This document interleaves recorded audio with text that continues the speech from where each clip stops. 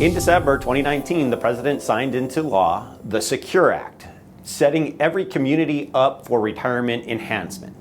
One of the biggest changes from the Secure Act will be the age at which individuals with retirement accounts must begin required minimum distributions, RMDs.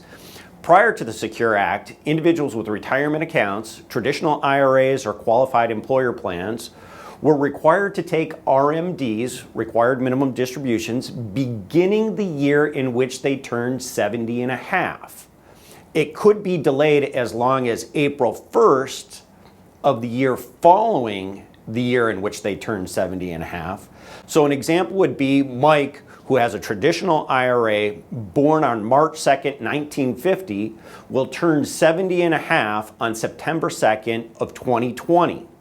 Mike would have to take an RMD by the end of 2020, or he could delay it until 2021, but before April 1st of 2021. If he pushes the RMD to 2021, he will have to take 2 distributions that year.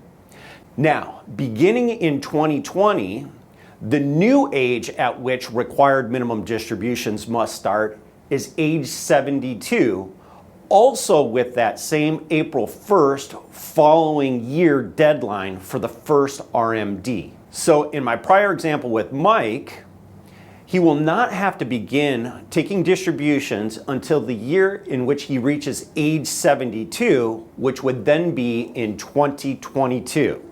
And again, his first RMD could be pushed as late as April 1st of 2023. Individuals who turned 70 and a half in 2019 are not delayed, and they must begin their required minimum distributions under the old rules at 70 and a half.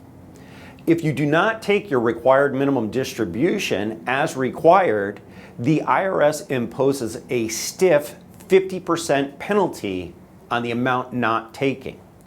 The same life expectancy factors will continue to be used with no changes under the Secure Act.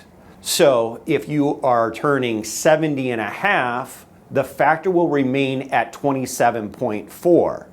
And if you're delaying your RMD until 72, the factor will be 25.6.